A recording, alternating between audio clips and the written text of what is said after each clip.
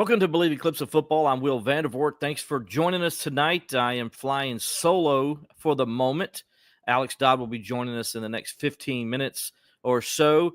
Appreciate you guys tuning in and ready to talk some Clemson football. I know I'm always ready to talk college football and kind of, ready to get this season going. I know we still got a long way to go, about another 9 weeks, I guess, before things get rolling. But we're here now. We're trying to just make the most of these dog days of summer. So appreciate you guys joining us. As always, we're brought to you by the Clemson Insider. As you can tell, it's sponsored by the Clemson Insider, the most complete coverage of Clemson athletics and recruiting. Go on over to our website and check out all the stories we got on there. I have a story, and it's going to be a topic we're going to talk about tonight as well over there, about Clemson and South Carolina possibly playing or having their game moved in the future.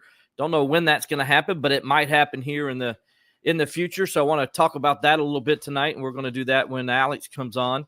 And like to hear your guys' comments too about that. Like, what's your thoughts on that and what it means. I'll go into what I'm talking about in case you haven't heard or know what the story is there. We'll also talk a little bit about cold and weather games, if you will, cold and hot games. I have a couple of my stories that I can tell you that I remember, playing ball myself or just actually experiencing it in my job here covering Clemson. There's a lot of games where I've either been really hot or I've been really cold. I'd love to hear you guys' comments as well on those. There's some hot and cold games that you either attended in person or maybe you played, or maybe a question you have for me about some of the games I've covered in that as well. I'd love to hear from you. You can comment on Facebook, obviously, and also on YouTube. We can get those comments and see them. I'll also be going on my Twitter account as well if you want to, on X, at Steeler Will. If you want to ask me questions there as well. If you're watching it on the Clemson Insider, I advise you to switch on over to my Steeler Will account on X, so I can see your questions, because I won't be able to see them on that one, since I'm gonna be using my account instead of the Clemson Insider account to get those questions. So if you could switch on over there and watch as well if you want to, and ask questions. And then we'll also talk about the top 25 rivalries in college football. A list came out earlier this week about that. And, Clemson and South Carolina are ranked in there. I'll tell you where they're ranked at that time. And we're going to discuss that as well. Like I said, Alex is out right now. He'll be in a minute. He's running a little bit late from work. Alex lives over in Colorado Springs, Colorado. So he's 2 hours behind me on the East Coast. So he's running a little bit behind, but he'll be joining us here in just a minute. Again, you can watch us on Facebook, on YouTube, also as well as on our X accounts, mine at Steeler Will and also at the Clemson Insider account. Again, we're sponsored by the Clemson Insider, the most complete coverage of Clemson athletics and recruiting. Jason Priester, you guys know him. You see him here every Monday. He goes over the recruiting stuff. Man, he has been killing it on the recruiting. Go over there and check out JP's stuff. He is just knocking it out of the ballpark each and every night. Go check out all his stories. Of course, I got football stories up. Gavin's got some football stories up as well, as we get you ready for the Clemson LSU game. We got a lot of stuff going on in the next month or so with Dabo Swinney's Media Day, which will be July the 15th. And then as well as ACC Media Days the next week. We'll have that. The Clemson Insider will be covering all the ins and out of all those things. So you want to stay tuned to the Clemson Insider and get that checked out. Also, we want to make sure people know, in case you're not seeing this on YouTube and stuff, you can also go check it out, or you got to leave halfway through and you got to go, tuck the kids into sleep and go walk the dogs. Whatever you got to do, I understand. You can also listen to this podcast on any of your Apple Podcasts or your Spotify. Just look up Believe in Clemson Football, and you'll get that podcast then as well. So all different ways to watch us and listen to us. And as always, we appreciate you joining us tonight. And again, guys, ask some questions. I'd love to get some questions from you. I know I got a couple comments already. Love to get some more. talk about the game from, questions about Clemson this year, why I'm here before Alex gets here. Sonia, I see you. Hello, how you doing? Congratulations. I see you already changed your name. Sonia Hendricks, my good friend Sam and Sonia got married over the weekend, and so congratulations to both of them. So proud of both you guys, and it's awesome to see you guys, finally tying the knot, and I wish you all the best, and hopefully I'll get that invite to when you have your reception party. I guess one's coming because I got to give you your present, right? So anyway, congratulations, guys. Love you, man, and I'll see you guys, when I see you, hopefully pretty soon here. But I want to go ahead and start off talking about cold weather games and hot weather games, and kind of got this subject, and I got it from my friend William Qualkenbush on the Roar. He brought up this idea, and I thought, man, this is something good to talk about on the podcast tonight because, I've had my share of these kind of games. When I think of the coldest weather game I've ever attended, there's been a lot. First of all, come to mind, obviously, for a lot of you fans is Clemson's game against Kentucky in the Music City Bowl back in 2009. That was C.J. Spiller's last game as a player. Clemson went on to win that game. It actually snowed, I think, in the second half of that game a little bit. Just some flurries came down. Not much. I don't think it wasn't anything bad. I was there. It wasn't anything like sticking or anything, but it was still a little bit snowing and it was cold. But the coldest game that I've ever been a part of where I'm outside in the elements as well was in 2008 against Virginia. Clemson was playing the Cavaliers in Charlottesville. It was a November game, and it got really cold. It was cold the day before, and the game at kickoff, which was a noon kickoff, I believe, it was 35 degrees at kickoff. And I remember the temperature dropped as the game went on because the wind was blowing. It was an outdoor press box, so we were freezing. Remember and there was no coverage over us either. So it's an outdoor press box and we're in the elements. It's like, there's not like any walls around us or anything like that. It was strictly, I was just like the fans out in the elements, and my computer actually froze up. I mean, it literally was too cold to work. It could not work. And it was a miserable experience. That's when I learned to get gloves. So not only just gloves, but gloves with my fingers cut out, like, hobo gloves, if you will. So I could type and my hands stay warm while I'm writing. That game is what taught me that lesson. It was definitely an experience for sure. So that's my coldest game. My warmest game, and again, guys, I'd like to hear yours. Please give me a comment on Facebook, on X, on YouTube. Give me a comment. Love to listen to you. Listen to your comments about your coldest game and your hottest game. The hottest game that I can remember for football was the Clemson-Georgia game in 2003. If you remember that game, it felt like it was 120 degrees with the heat index. I know it got close to 100 that day. Georgia, of course, beat Clemson 30-0. I remember Clemson was running out of water. A lot of people there was a lot of emergency services going on because people were fainting and passing out. I think that game, I was told, had more people with complications from the heat than any game Clemson really has had since. And it was a miserable day. But that's not the hottest game, in my opinion. Mine had nothing to do with football. It was about Clemson baseball. I was at the 2007 Mississippi State Super Regional, the Starkville Super Regional, and it literally was over 100 degrees. And it was like right at 100, 101 was the temperature. The heat index, I think, was somewhere around 110 to 114, if I remember. The air was just straight up heat blowing right on you. It was so hot, the air conditioning unit in the press box burned up. So we had no air conditioner the entire series. And I remember it was so bad. Like a couple of my colleagues were sitting beside me and they were sweating so bad.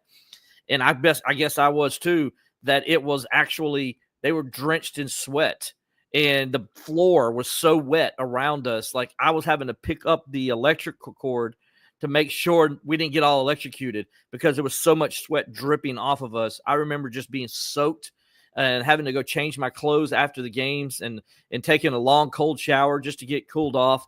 It was the most miserable experience I've ever had covering a game or being at a game or playing in a game.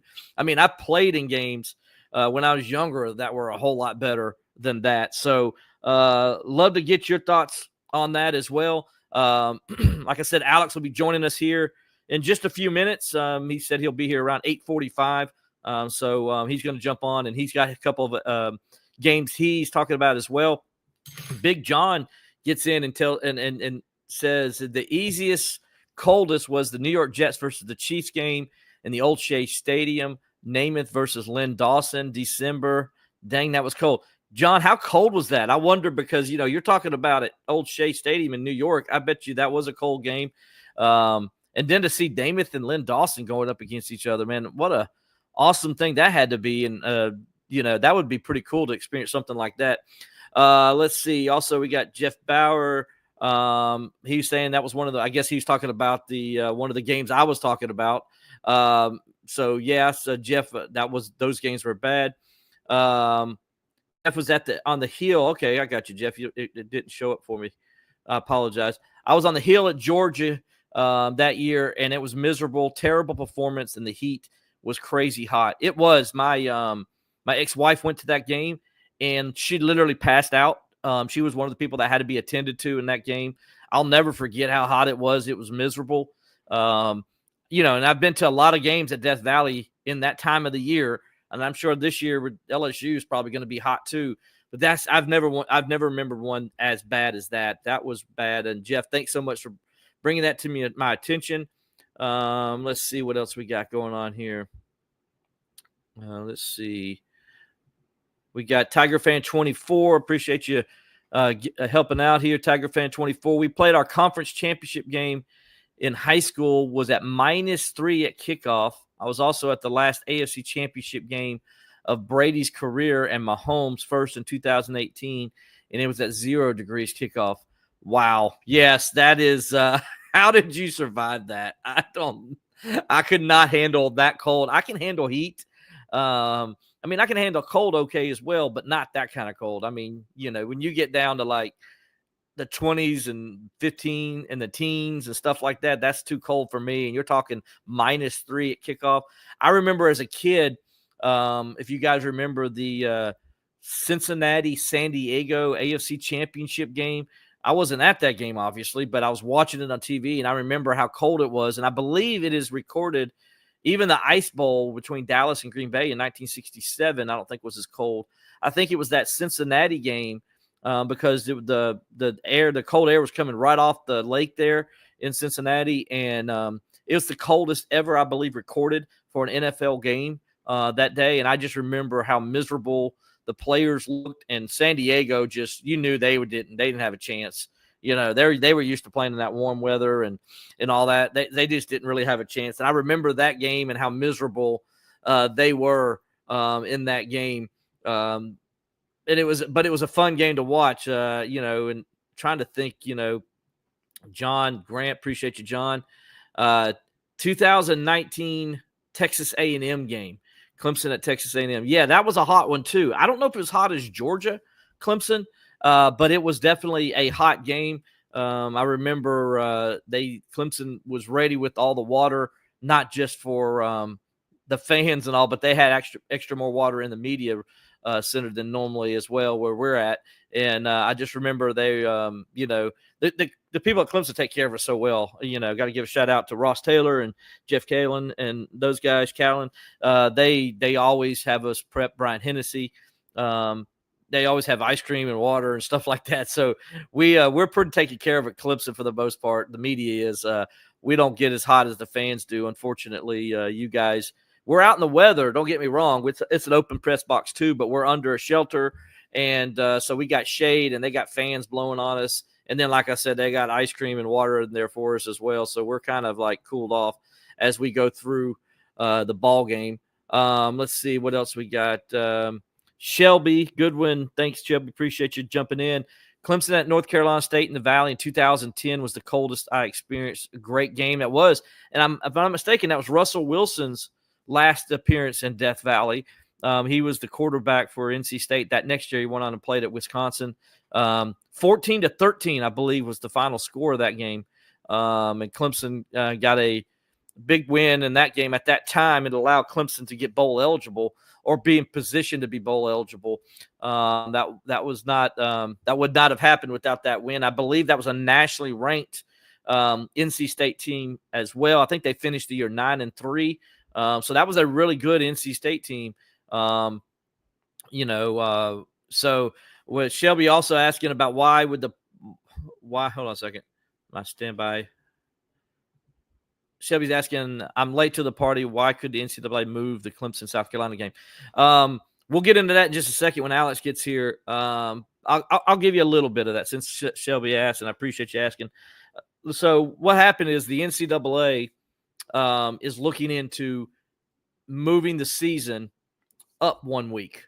So last week when the commissioners got together to have their talks, they ended up, talking about one of the things that came up in the conversations was possibly opening the week in week 0 instead of week 1. So in other words, all the games in week 1, let's say like this year, LSU would be moved up a week and they would play like on August 23rd instead of August 30th. Now, this is just in conversation. It's not anything that's been decided, but they're going to continue to talk about this throughout the rest of the year. So this is not going away. It's just not like, hey, they brought it up and no, it's actually been tabled. And they're going to keep talking about it until they kind of want to see where's everybody at, what everybody thinks. And it's precipitated by the fact that you're seeing the Big Ten want, the big news is, the Big Ten wants SEC and the ACC to move to 9 games to help all that stuff and to help maybe get the playoff system in place. Well, this kind of came up from those conversations, and it's come up the last couple of years as well.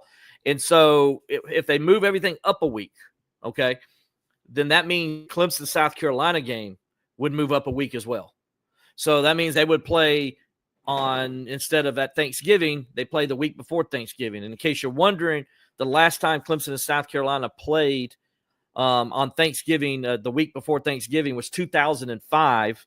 And that was when Clemson won. That was Charlie Whitehurst's last game, by the way. They beat South Carolina 13-9 that season that was a 11-game regular season. Clemson went 8-4 that year with the bowl win. So that was an 11-game regular season, though. That's the last time that Clemson and South Carolina played before Thanksgiving. So the reason it will happen is because it's going to get moved up if they decide to move the schedule up. So that's the question. I appreciate it. We're going to talk about that when Alex jumps in. I know he's about to get set here. He's setting himself up to get on. So he's 3 minutes late, but nonetheless, actually he's 18 minutes late. But Alex, glad you could join us because I've been stumbling and fumbling and everything through here. Well, you're doing good because there's 1,100 souls that have stuck with us on the show. So we're glad you guys are listening. Yeah, we are. I'm no JP. I'm no Jason Priester. I can't sit there and do a whole show by myself like he does. He's amazing that he can do that way. I stumble and fumble and everything when I try to do it by myself. But when I get a co-host with me, then I can feed off my co-host and everything else. But hey, I want to give a shout out to our listeners out there because they were getting some good feedback on the Facebook and YouTube and X. And so we appreciate you guys reaching out to us and helping me out while we get Alex over here because Alex had a party he had to attend to, and he's a little late getting over here. So appreciate you guys helping me out until Alex got over here.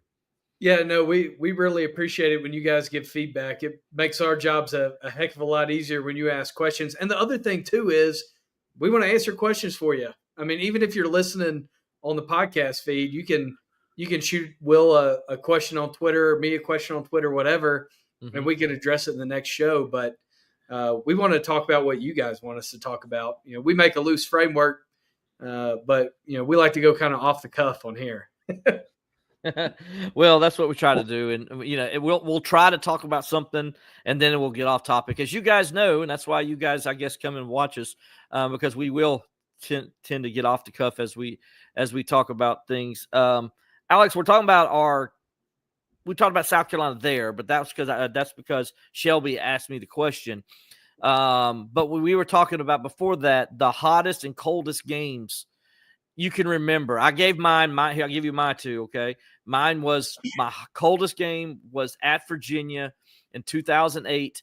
Clemson won 13-3 against the Cavaliers that day, but the kickoff was at 35 degrees, and there was wind blowing, and it got colder as the game went on. My computer literally froze up. I could not get it to work. I had to go inside and put it indoors for like an hour before it would finally fire back up and start working. So I mean, it was nuts. And then so yeah, that was the coldest game.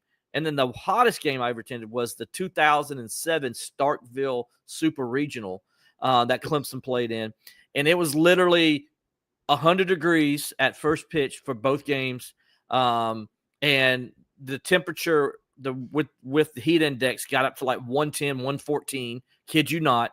It's out in the middle of nothing. There's no trees anywhere, so it's nothing but hot air blowing on you.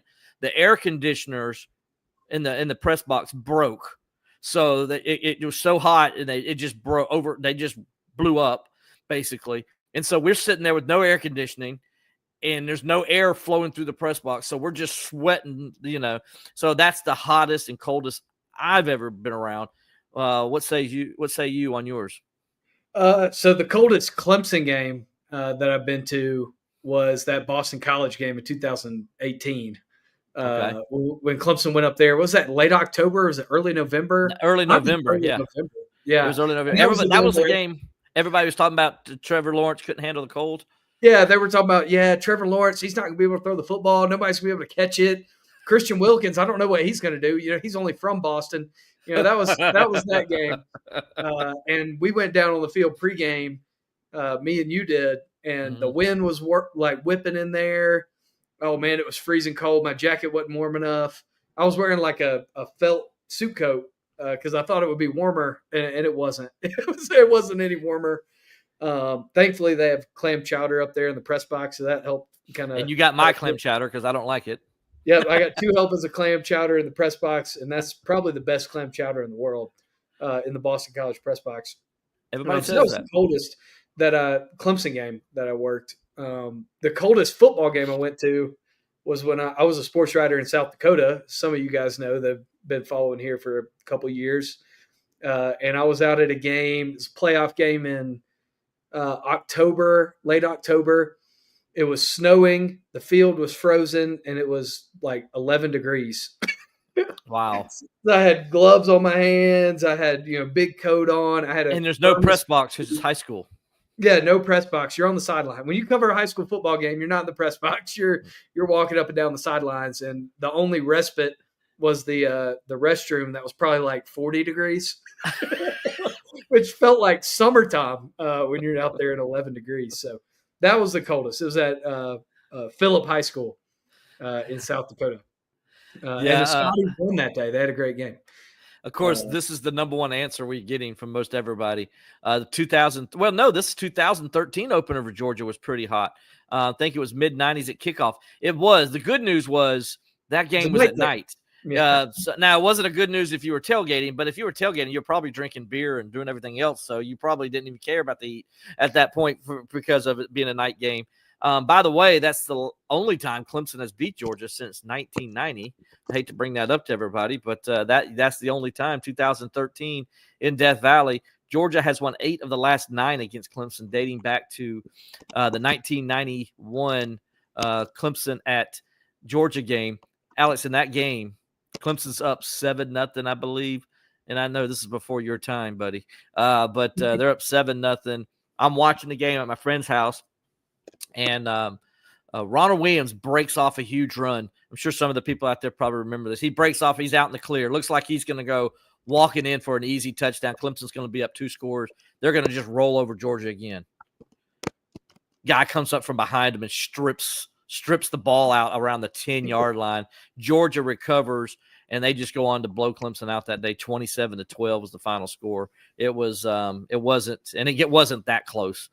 So that was at Sanford Stadium, and so that ever since then, Georgia is 8-1 against Clemson since that day. So I always blame it on Ronald Williams. If he just took care of the football, maybe that that turns all that around, and Clemson, like, wins a few more of those games against Georgia.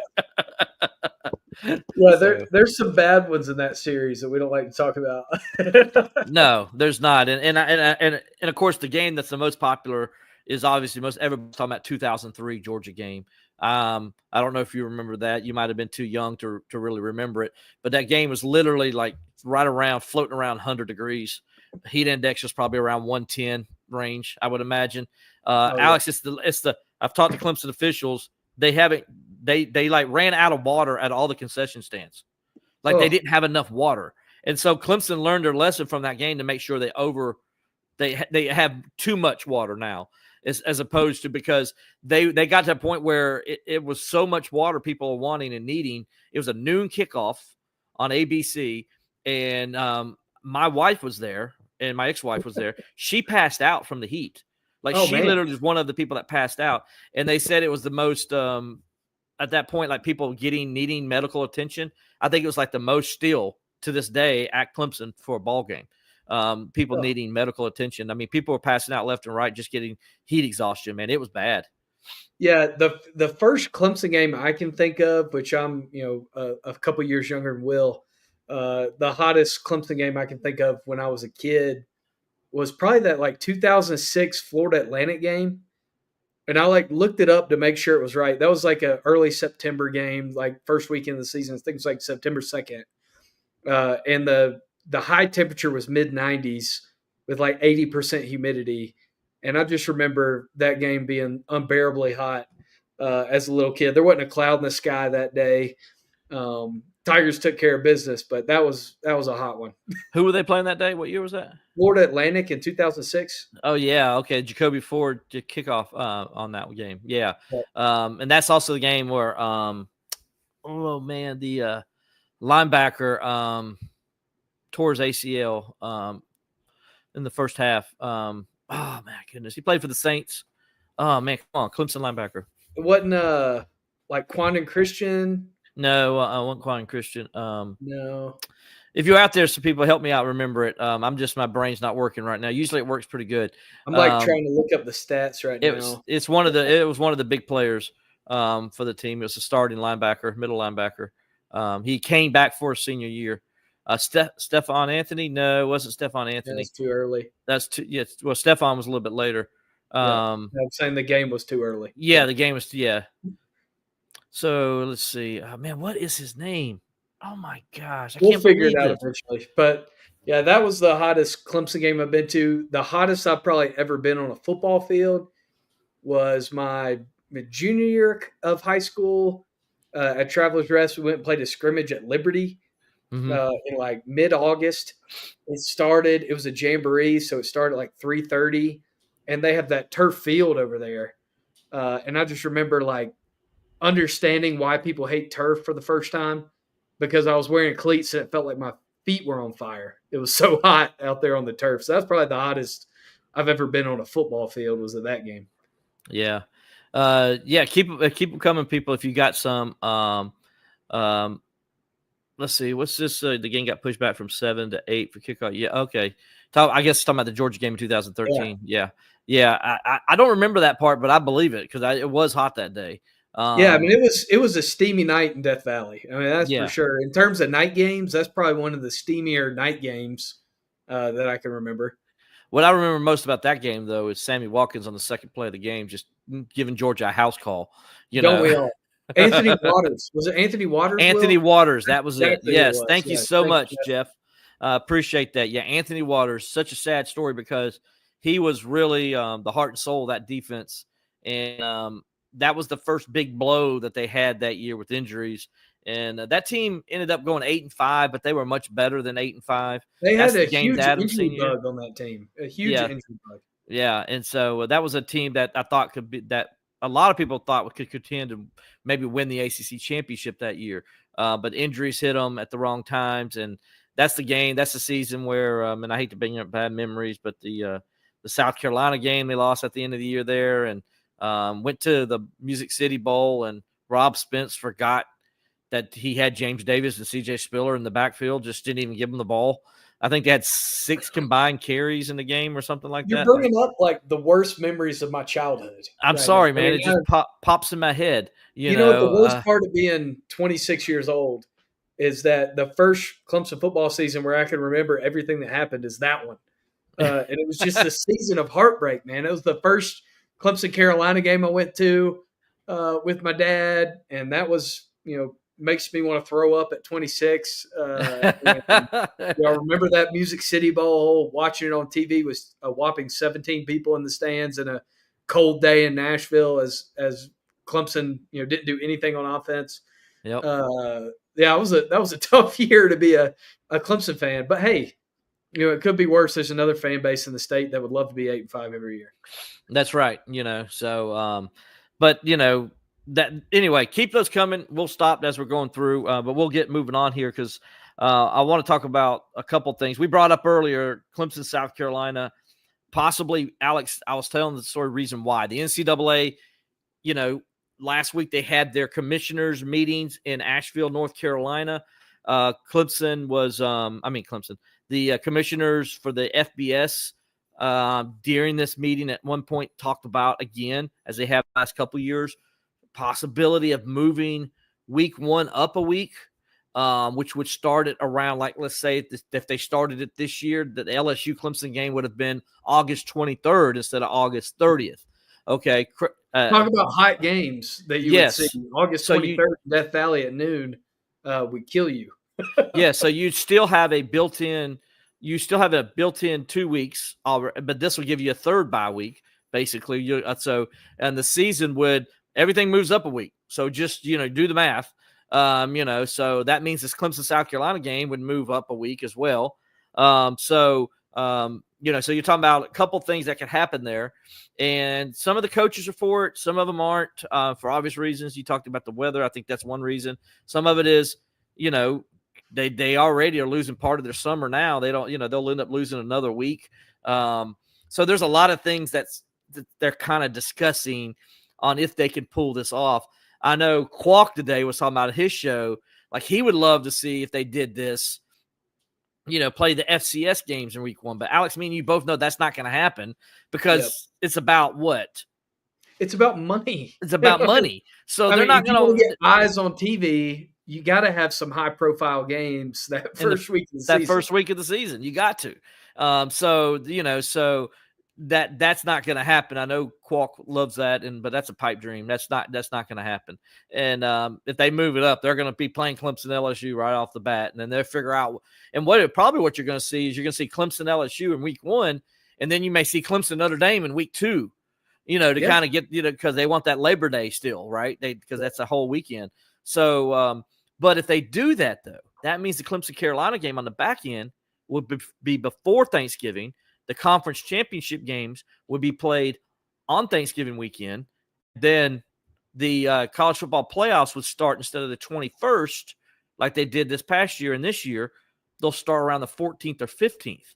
So everything moves up a week, which means you're getting the college football national championship game up a week as well. So instead of being played on the 17th or whatever, it's being played on the 10th again, which is right where they really want it to be. So I think it's going to happen, my friend. I really do think they're going to move it up. I think it'll happen too. I mean, I hate it when we're talking about this for the Clemson South Carolina game and for all these rivalry games that are Thanksgiving weekend rivalries. I hate it for that. But at the same time, if you think about the players, it's probably in the best interest of the players. You don't want to add another week. Yeah. Yeah, I think moving it up a week is the best interest for the players. You have more time to recover with that extra bye week. That national championship game this year had really low viewership numbers for the matchup. Like if that would have been, played on the 10th, you might have had a record-setting national championship game with 2 big brands.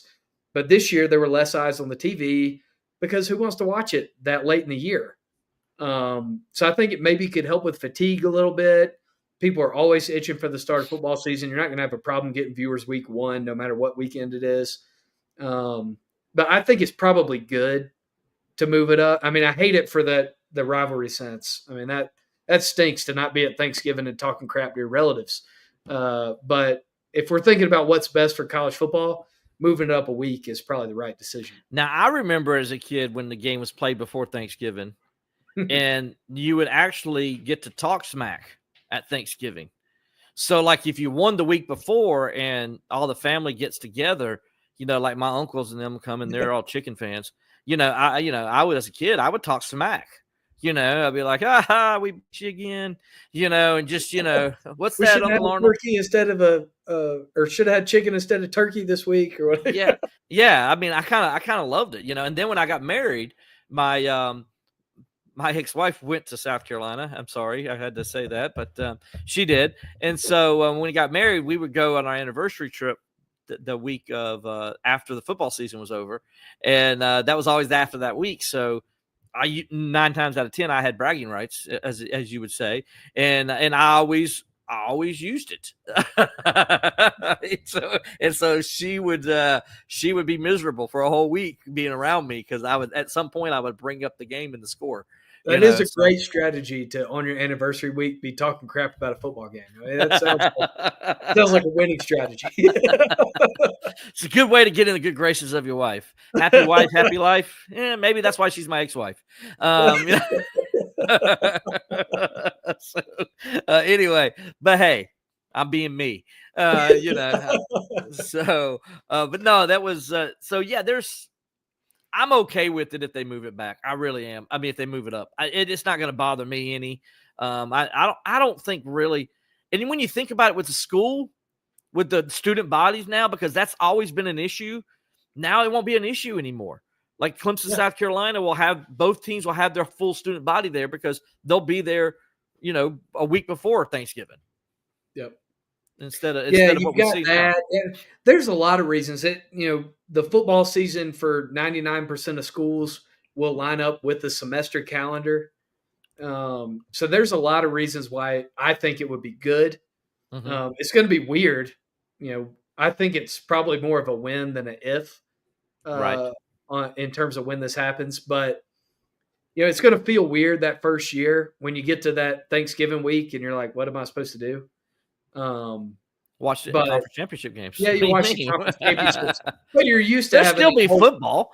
But you're used to having that whole weekend off and watching, the Egg Bowl on Thanksgiving night and, watching the games on Black Friday. Well, now you watch the conference championship. So you watch the ACC championship. You watch they'll probably put the ACC championship on Thanksgiving. I mean, let's be honest. So what you're saying is I'll be working. As soon as this happens, they're going to say, "Oh, we'll play the ACC championship on Thanksgiving, and we'll play the SEC on Saturday." Yeah, we'll play the SEC, the Big Ten on Saturday, and all you other guys will have to fight for those other, Thursday and Friday time slots. Yeah. So get used to that. I can see something where, like, on Thanksgiving Day, they'll have like the Group of 5 championship games. Will be on Thanksgiving. The Celebration Bowl they've played the past couple of years, the HBCU championship. Yeah, that'll be actually that's a great one, right? Because let's be honest, game for Thanksgiving, a great. Let's be honest, you don't want to put your premier games during Thanksgiving with having to go up against the Cowboys and the Detroit Lions and all that, and then the Sunday night, the Thursday night football game, Thanksgiving game on NBC. You don't want to have to go up against that. It's all day NFL. Kind of let the NFL have that. You throw your Group of 5 championship games if people want a college football fix in. You throw them on there. We'll watch it. It's football on Thanksgiving. Of course, we're going to watch it. So and then after that, you take your, like, on Friday, you play the ACC and the Big 12 championship games. And then on Saturday, you play the SEC and the Big 10.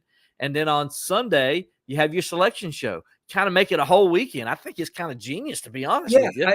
I think I think that would, if they did it that way, which, let's be honest, these decision makers have found a way to mess up every decision they've made over the past, 15 years. So they're going to find a way to mess it up. But if they weren't going to mess it up, that's exactly how they would do it. You play your, less notable games on Thursday because people still watch college football. Mm-hmm. You could play that SWAC game, the Celebration Bowl, the 2 FCS teams for the Black Championship. You can play them at 10 a.m.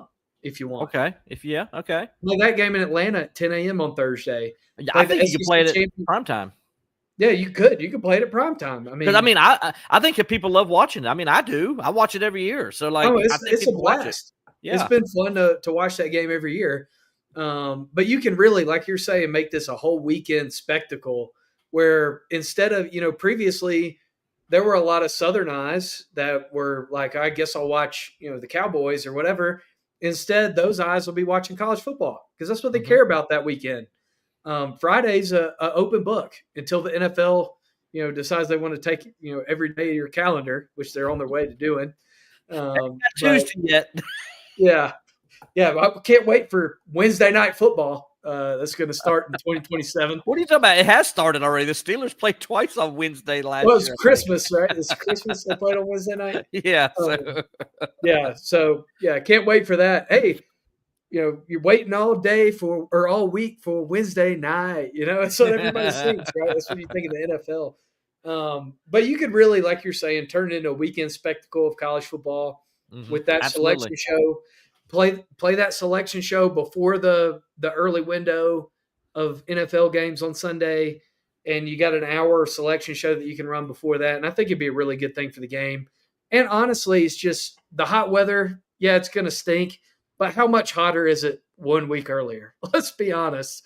I mean, it's hot now. It's going to be hot in September. If you move it up 1 week, it's not going to be that much hotter. Now, here's the other thing, and then we'll move on to the top 25 rivalries. Here's one more thing to consider, especially when you talk about the players. Okay, you're moving up a week. You're moving camp up a week also. So now instead of you start like right now, Clemson they'll start camp around July 28th, 27th, 28th, somewhere in that range is when fall camp will begin. Well, now you're talking about moving it to July 20th. Starting camp on July 20th. That's a big difference. Yeah, and then what does that also mess up? ACC Media Day. So now that's going to be like July 4th weekend? Well, that's the All-Star weekend, right? Well, they would put it the weekend after July 4th.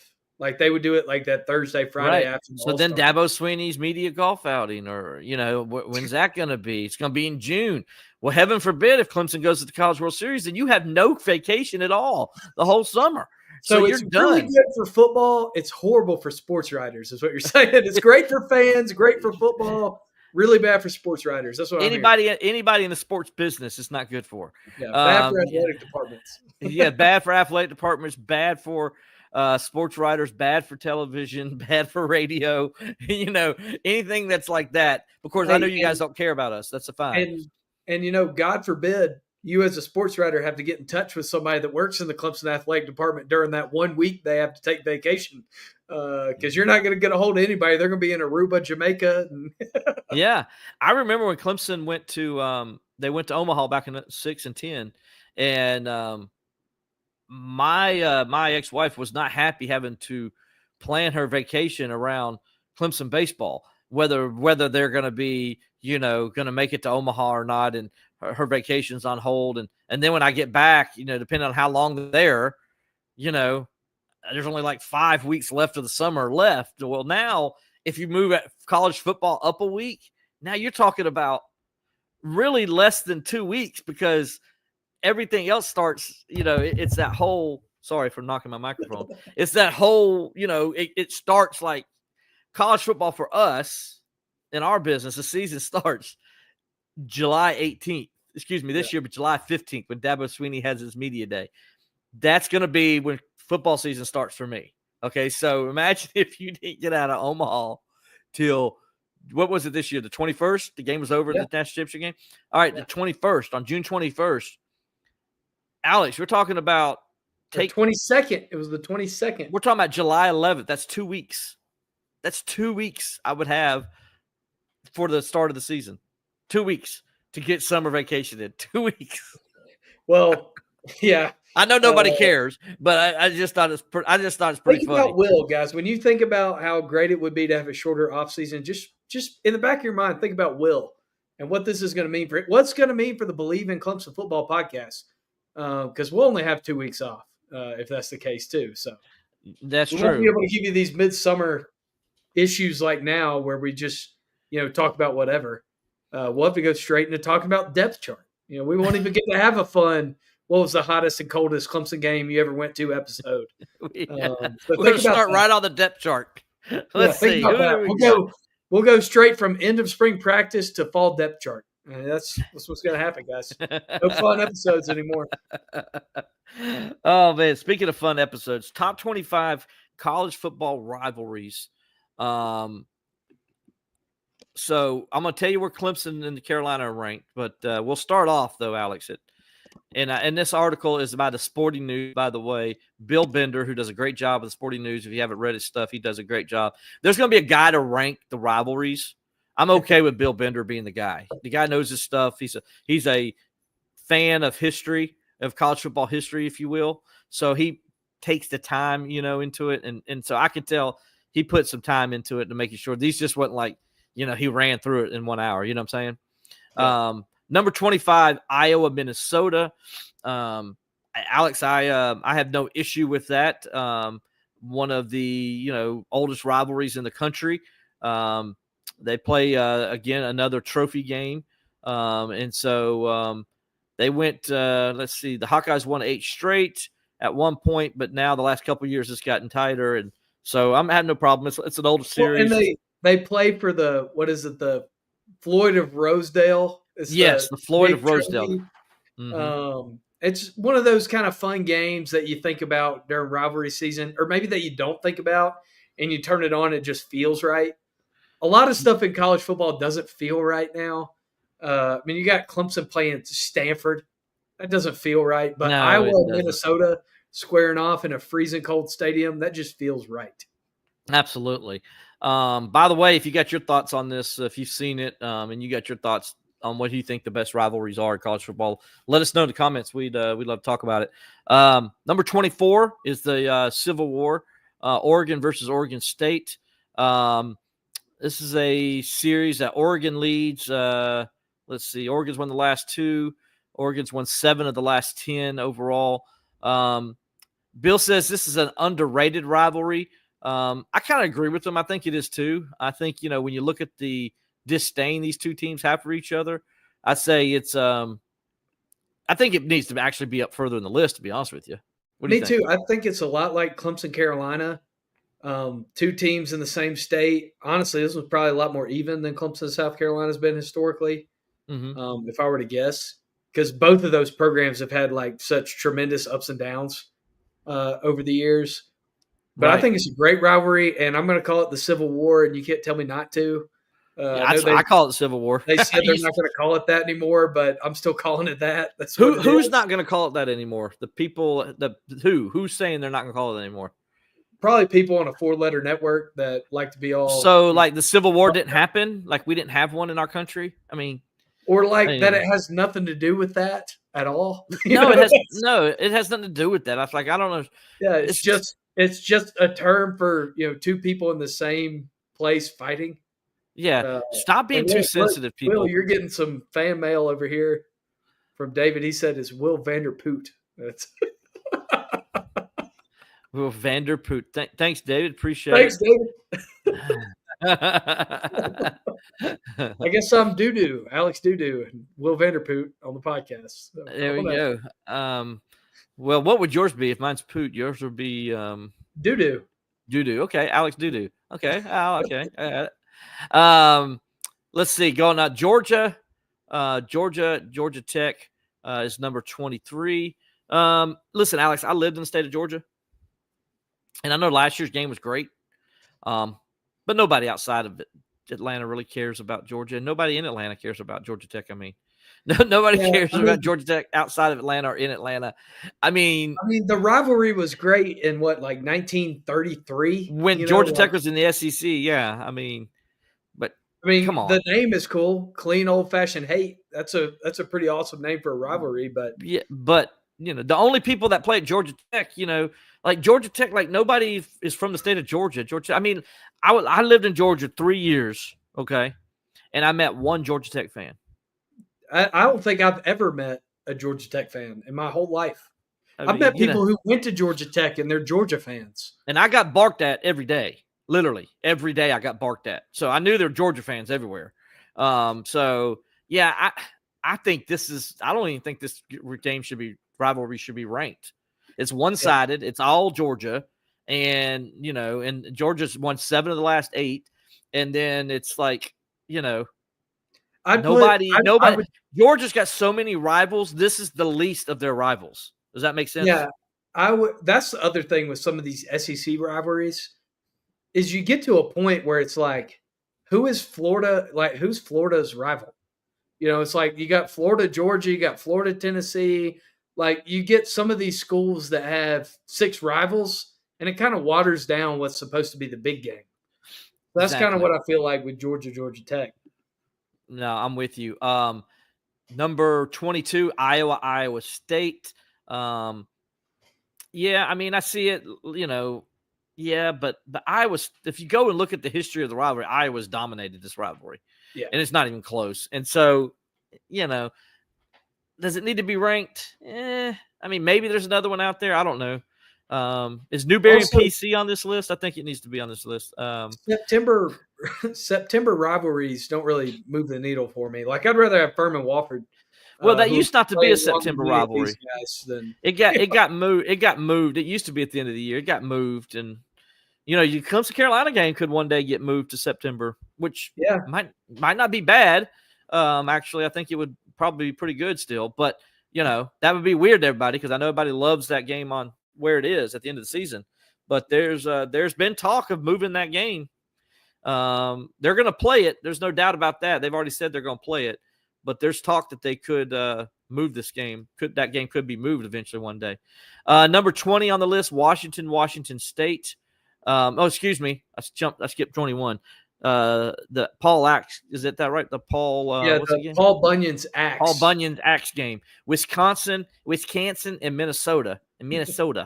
Right? How do you say that? Wisconsin and Minnesota. How do you say that? Wisconsin and Minnesota. Yeah, Minnesota. If you go to eastern South Dakota, people talk like they're from Minnesota. So anyway, number 21. I like this rivalry there. It's one of the oldest rivalries in the country. They played like forever up until I think COVID ended the streak as well. So they played like consecutive years forever. They held the record for a long time. This is one of the better rivalries. Look at the last 10 years, Wisconsin 6, Minnesota 4. That's a rivalry, right? Yeah. I mean, that's what a rivalry game is supposed to be right there, right down the middle. So I'm fine with that being ranked 21. Maybe could be a little bit higher in my opinion too. Washington State, the Apple Cup game? Is that right? Yes, the old Apple Cup.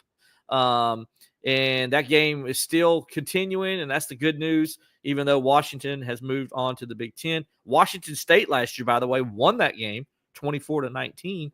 And they've only won 7 of the last 10. That series was also a long time series that until COVID interrupted it. But I'm fine with that one being ranked where it is. I think that's another one of those underrated rivalries, I think, Alex, in my opinion, is because there's a lot of disdain for Washington and Washington State fans in that state. Yeah, and it's one of those rivalries where, I mean, that's kind of an underrated college football state. Washington is.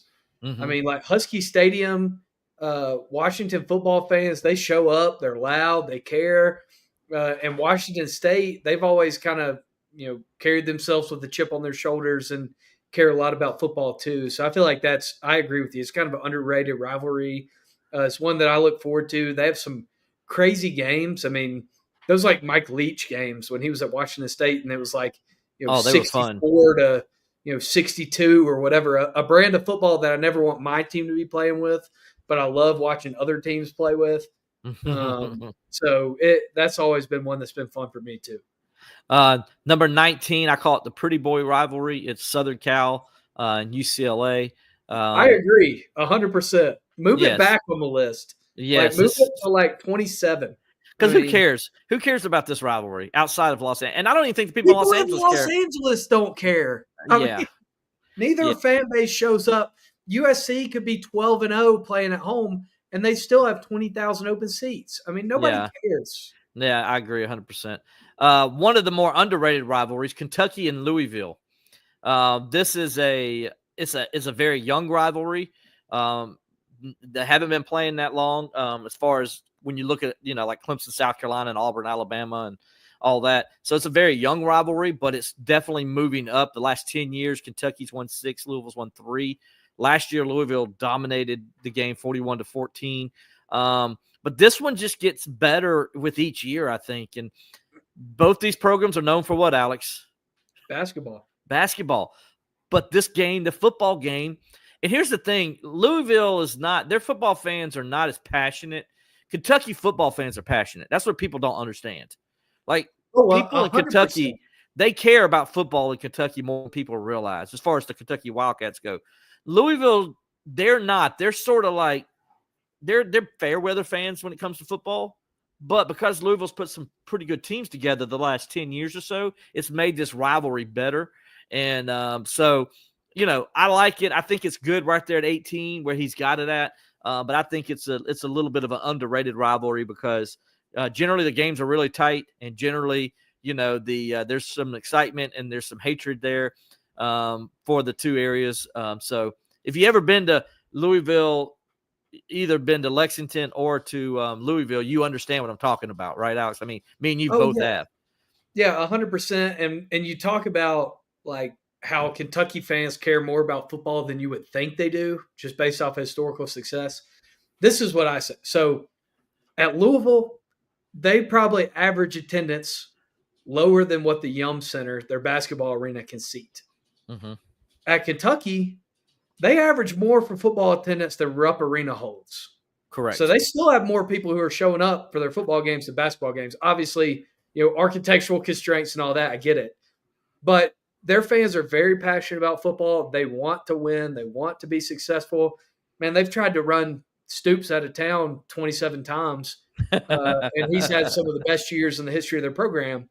So they do care about winning in football. And that rivalry, I agree, it has that hate element that makes college football rivalries so good. Absolutely.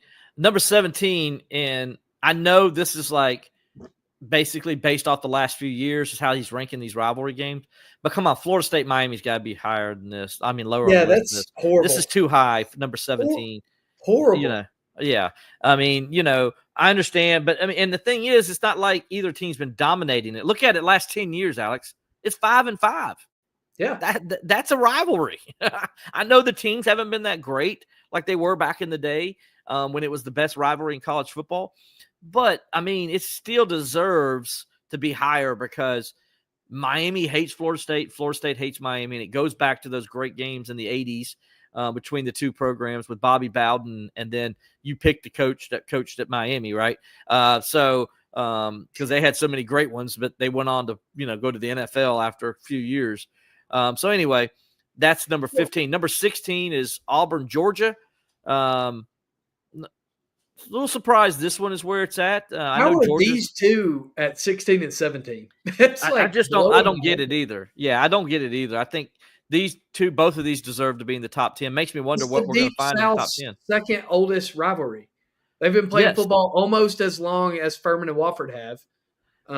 Which is the oldest. I like how you threw that in there. It's actually Furman and Wofford is actually an older rivalry than Georgia and Auburn. That's what I'm saying. But I like how you threw that in. Yeah, but obviously a lot more people care about this one, and right. I don't understand. I don't get it at all. I mean, I guess it's maybe that SEC thing that we were talking about earlier, but this is the game. I feel like. Yeah, this game is ranked too. It's too. It needs to be ranked. It's too. I guess too low. How do you say it? I don't know. That needs to be ranked better. It needs to be in the top 10. Let's just say that. I think it's a top 10. But Georgia has dominated the last 11 games. They've won 10 of the last 11. And so, and then last year, Auburn last won 40-17 in November 11th, 2017. That's the last time Auburn won. So it's been a while. Michigan versus Michigan State, number 15. Again, how is this one ranked number 15? This should be ranked a little bit. I know Michigan has dominated the rivalry in some sense, but man, some of the most classic games in the month of November have been these two teams, right? Remember the guy snapping the ball over the punter's head? Yeah, it's 6-4 in the last 10. They play for the Paul Bunyan Trophy because so does every other Big Ten team. They play for some Paul Bunyan something. But it's an in-state rivalry. It's heated. I know Michigan State doesn't have the same history that Michigan does. So that probably plays into The it. last But 10 years, look at it, 6-4. yeah, I mean, in recent years, this has been a really fun game to watch every year. I enjoy watching it. If I'm not working, I'm always watching that game. Now, when I was growing up, Alex, in the late 80s, early 90s, number 14 was one of the best rivalries in the country. It still is. I think it still is. Florida versus Tennessee. Surprised to see this at number 14 as well. Maybe it should be number 10 or 11 or 12. But, I see Peyton Manning and Steve Spurrier. That's what I think of when I see these two helmets going against each other. Well, it's another thing where it gets hurt because of Tennessee, Alabama, and Florida, Georgia, and Florida, Florida State. So it's like kind of that thing that we're talking about again is like that kind of SEC cannibalism. You kind of lose, I guess, some of the upper echelon meaning of the rivalry. But Florida, Tennessee, I mean, they've had some hot moments in recent years. It was like the Tennessee player said it's easier for a duck to pull a truck than for Florida to beat us or something recently. So there's still some heat behind that rivalry. That's one I look forward to every year. Yeah, same here. And then number 13, like, okay, Bill, I love your stuff, man. I love a lot of the stuff Bill puts together. But come on, Ole Miss, Mississippi State's number 13. Should be like in the top 5. The Egg Bowl should be in the top 5 because it's high entertainment almost every year. You know what I'm saying? Like, it never disappoints. Am I right? Yeah, you're right. I mean, it's been so fun. I know last 10, it says some of these don't make any sense because it says last 10 at 6-3. Well, that's because of COVID. Oh, because of COVID year. Yeah.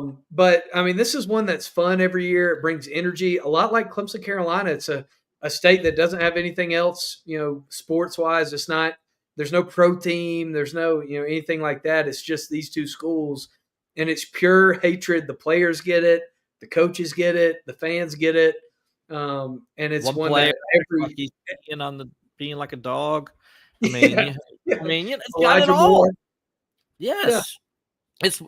It's a fun rivalry, man, and it's what college football is all about. The Egg Bowl should be in the top 5. I agree. I'd definitely put it over the one that's next on the list. Yeah, well, the next on the list but still, it's a great rivalry. What's next on the list? Florida, Florida State. It is, but I think for me, Georgia, Florida, and Florida State, Miami are better rivalries for me to watch for both teams. Well, the games have been better for the most part, even though there were some classic Florida, Florida State games back in the Bobby Bowden, Steve Spurrier days. They had some classics, my friend. They would actually play, like Clemson, Carolina would play the week before, and then Florida, and then, the Florida State, Florida would play the next week. So back in the day. So that's before the conference championship games became, where they're at now. But anyway, Florida State leads that one 5-4 in the last 10 years, Alex. Again, because neither one has been really good, right? And so, like they were back in the heyday. So that's why that's sitting there at 5-4. So anyway, that's the top. Hold on a second. Sorry. What was that? Number 12? Yeah, it was number 12. Number 12. 11 before we get in top 10. Okay. Yeah. This one's way too low. I mean, Florida, Georgia needs to be in the top 10. I'm sorry. I've mentioned it 3 times before we even got here as one of the best rivalries in college football. It's called the world's largest outdoor cocktail party, unofficially. It used to be called that officially, but now it's unofficially called that. And but again, because people get their feelings hurt, like, oh my gosh, you shouldn't tell people drinking at college football games. What? That's what people do. It's like, college football game anywhere. Okay. People don't go to the bathroom either. I mean, come on. People just so sensitive. Anyway, like there's other things to worry about in this world than what's you name a football game, right? I mean, come on. Anyway, Florida, Georgia should be top 10. Man, I don't know who's in the top 10. We're going to find out here in a second. I do know who number 10 is, and we're going to talk about that, but Florida, Georgia should be top 10, right? Right? Yeah, 100%. 100%. Okay, and I know Georgia's dominated the series lately, but at one point, Florida dominated the series.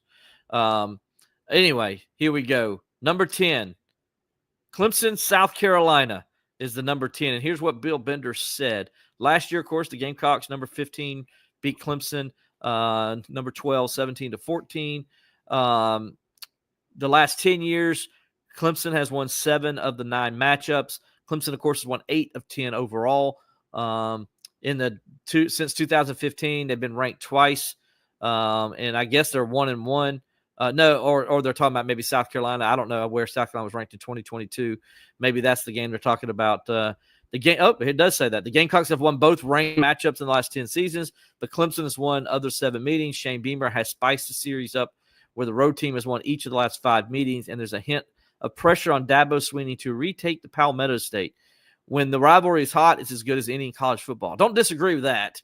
I don't disagree with that. However, I don't think there's pressure on Dabo Swinney to retake the Palmetto State. I don't think it's saying it's pressure is probably a little too much. Saying Dabo knows that it's important and that Clemson fans are pissed that it didn't happen last year are both accurate things to say. But I don't know that pressure. It's like if you don't beat South Carolina in November, you're going to lose your job no matter what. It's pressure to me. Exactly.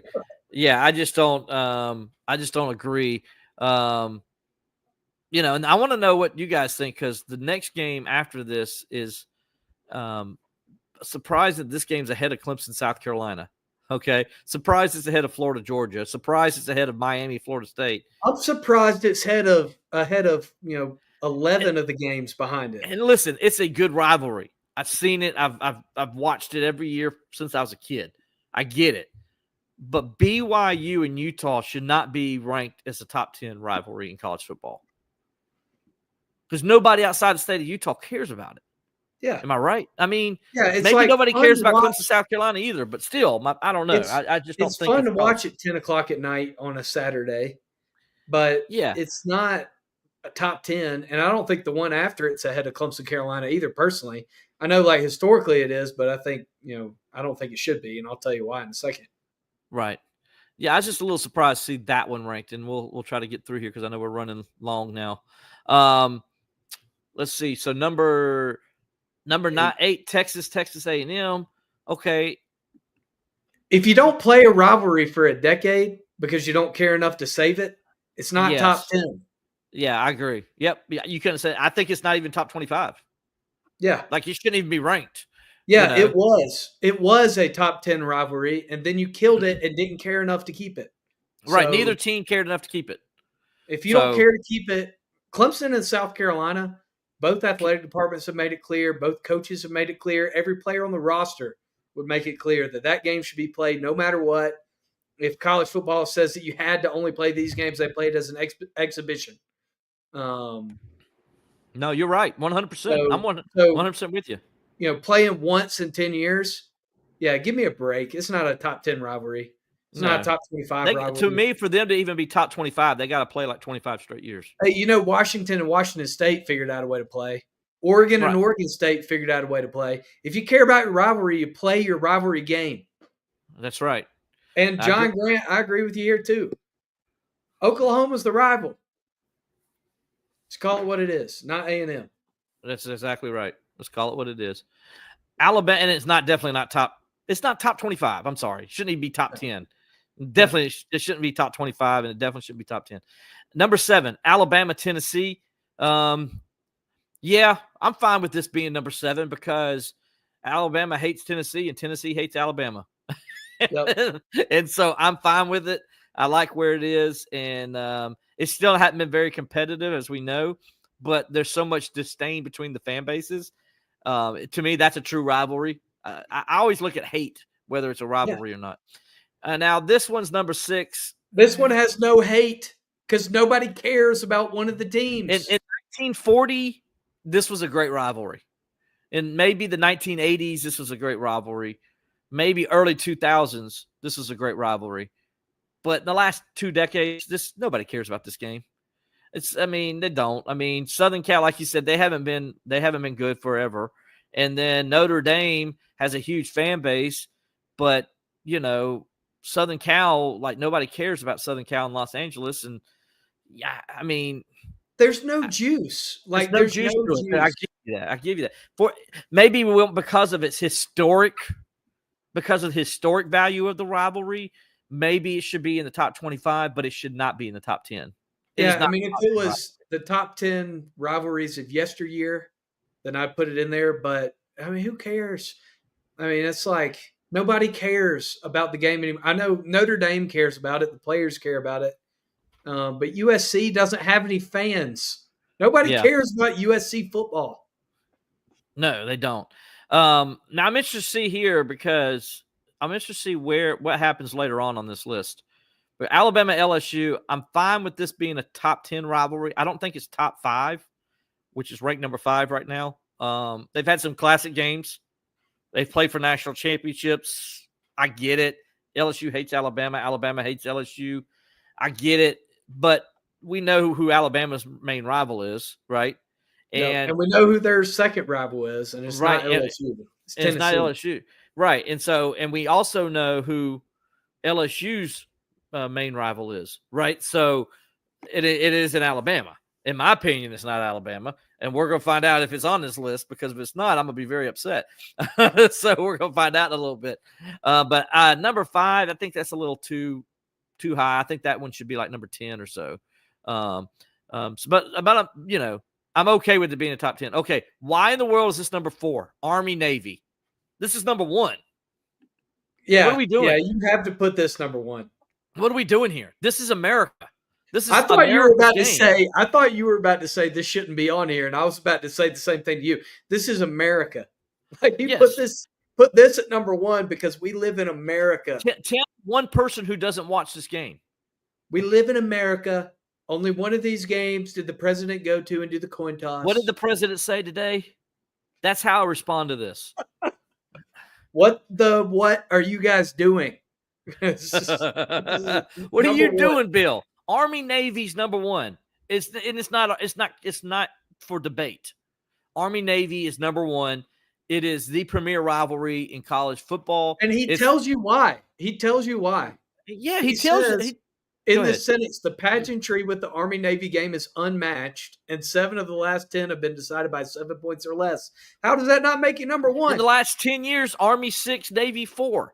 Yeah. I mean, most of the games are competitive. They go down to the wire, and he just talked about the everything else with them. I mean, come on, what are we doing? I mean, that's just ridiculous. I can't believe Navy beat Army as bad as they did last year, because Army was a better team, but it didn't happen. Auburn, Alabama, number 3. Okay, I'm okay with this, but I want to see what number 1 and 2 are. They're not better than number 3. I can tell you that. Alabama. I peeked ahead, and number 3 is number 1. I don't care. Or number 2. Number 3 is number 2 because Army Navy is number 1. But number 3 is number 2. Number 2 needs to be number 3. Texas, Oklahoma, they got number 2. I mean, that's a great rivalry, the Red River rivalry. I like watching. I watch it every year if I can. If Clemson's not playing, Cotton Bowl. They play at the Cotton Bowl. There's history there. A great all-time venue in college sports. Yeah, they play at the real Cotton Bowl, not the one Jerry's World Cotton Bowl. They play in the actual real Cotton Bowl, which I wish they put the Cotton Bowl back there, but I guess I understand why they don't. But it's played during State Fair Week, all that good stuff, which makes definitely top 3, but I would put Alabama, Auburn before this one. And then number 1, come on, really? Michigan, Ohio State. Come on, Bill. Michigan, Ohio State. Remember I asked about LSU, like where is LSU's rival? Alex, you know who LSU's rival is, don't you? Arkansas. It's Ole Miss, dude. I know. It's Ole Miss. Like, why isn't the LSU Ole Miss game not on here? I mean, come on. That's college football. You know, some of the great moments of college football happened in that game. Well, Will, do you know where? And I'm okay. Listen, I understand Michigan, Ohio State being the big rivalry. Do we have to every year say it is? These two teams they don't live in the same state. Will, do you know where Bill Bender went to school? Michigan. Ohio State. Went to Ohio State. And he lives in Columbus as a writer for the Sporting News. So, of course, he puts his at number 1. I'm a Clemson guy. I went to Clemson. I grew up in Greenville, South Carolina. I have enough sense to make a fair ranking on this. Clemson, South Carolina is not the best. Yes. It's definitely in the top 10. And Ohio State and Michigan, yeah, you can cross out M's and plant flags as much as you want. It's not going to make it the best rivalry in college football. Right. When I say, okay, so here's what I would rank as the best rivalries before we get out of here. We're going to get out of here in just a second. To me, Alabama-Auburn is bigger than Ohio State-Michigan because they live in the same state. And it means more to them in this.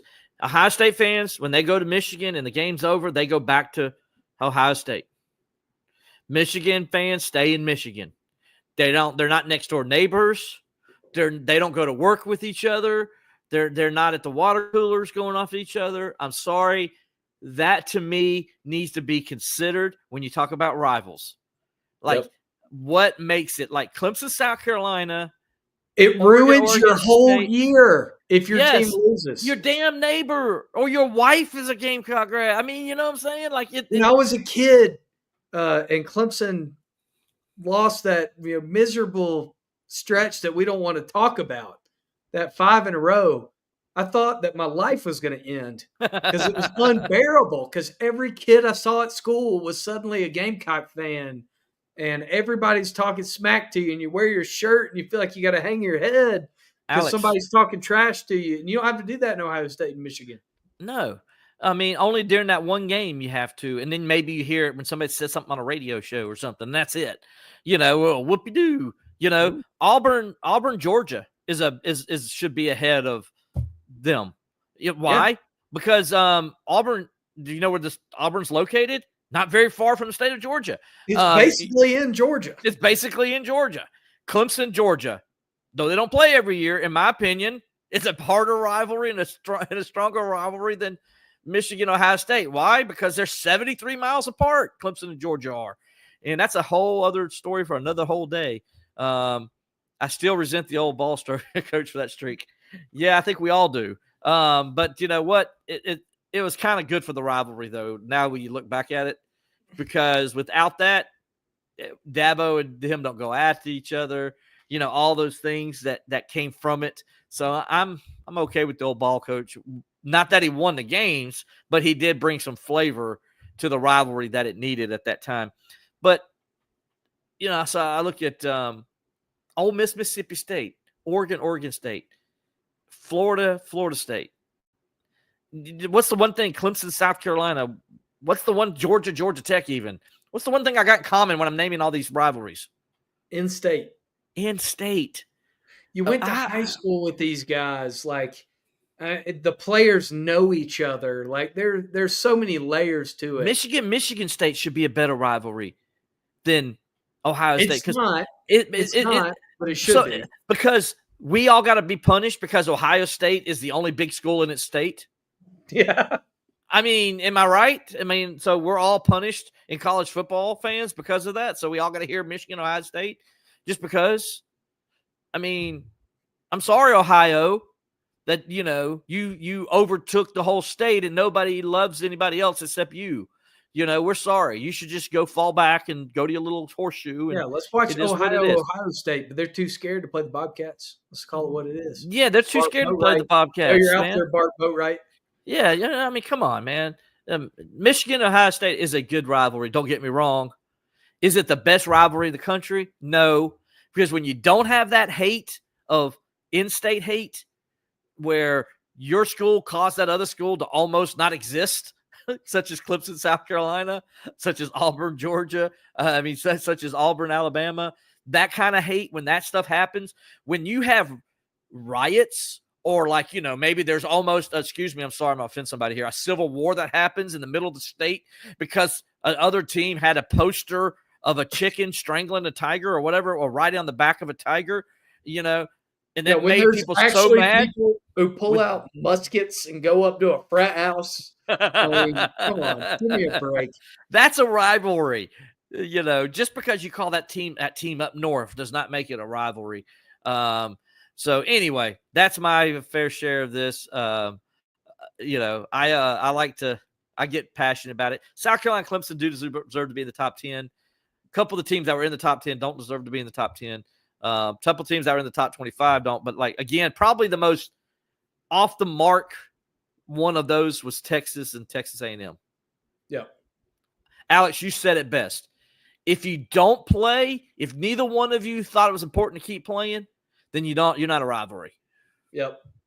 The only reason Clemson and South Imagine Carolina what would happen in the state of Alabama if they were like, sorry, guys, new conference alignment, can't play each other every year. Yeah. People would take the streets. People would go to Hoover, where the SEC offices were. I don't know if they're still there anymore. When your reason for not playing is monetary, as opposed to life and death, which is Auburn, Alabama, and Clemson, South Carolina, why they stopped playing their games for a few years, that's different than monetary reasons, which is what Texas and Texas A&M was, Yep. And so it was basically Texas A&M was, they just got their feelings hurt. Man, we're tired of being second fiddle. We're going to go to the SEC, and you can just stay here, Texas, and keep your ball. And then finally, Texas comes and says, well, fine. They say they're like, you're going to be that petty. Guess what? We're not going to play you if you're going to be that petty. So, it is what it is. So, it be what it be. It'd be what it be. Clemson, South Carolina, though. Guys, tell us, send us a message on Twitter, X, me or Alex. Let us know what you think if number 10 is the right place for it. South Carolina legislature will get involved and mandate the game. Well, they tried to with COVID, but the SEC wouldn't let it happen. So that was Rob Allen saying South Carolina legislature would get involved and mandate the game, where that in Texas is done. What does it say? They did do it once before. Clemson, you talking about? Clemson, Carolina. He's asking, would it get involved? Okay. No, he said, where was that in Texas a dozen years ago? It wasn't. Nobody cared. Nobody cared. That's what it was. Well, no, they were too petty. That's really what it came down to. They were too petty. Both sides were. And he's right. I mean, Clemson, South Carolina, even when SEC says they weren't going to play, somebody tried to start a state law like, no, Clemson, South Carolina. Mike Burns, I wrote the story for the Clemson Insider. Mike Burns was saying we might need to think about passing some legislation. Exactly. So they even in South Carolina, they tried to get it to be played that year, even with COVID, which really, by the way, I still don't understand why that game wasn't played. It just was ridiculous. Because it was easier for South Carolina to travel across the country to go to Texas and play Texas A&M than it was for the SEC to say they had to go, I don't know, 80 minutes up the road to play Clemson, but whatever. Yeah. Because, the COVID restrictions were just so much more difficult. Texas and South Carolina cared so much about that they weren't able. Anyway. All right. With that, we're going to get on out of here. We can keep going all day. We got some good stuff ahead, though, next week on the pod. We got some great stuff. Yeah, we do. I'm glad you mentioned that, Alex. We got a special guest coming on next week. Eric McLean of the ACC Network and ESPN will be joining us next week on the show. You want to stay tuned for that and hear the interview with Eric. We're going to talk all Clemson football with him, obviously, and we're going to talk about the ACC as well. So next Tuesday night, you want to tune in for that as we got Eric McLean joining the podcast. So, guys, appreciate you. Rob, thank you for the compliment. We appreciate you as well, my friend. Alex, appreciate you. So for Alex Dodd, I'm Will Vandervort. We'll talk to you next time on Believe in Clemson Football.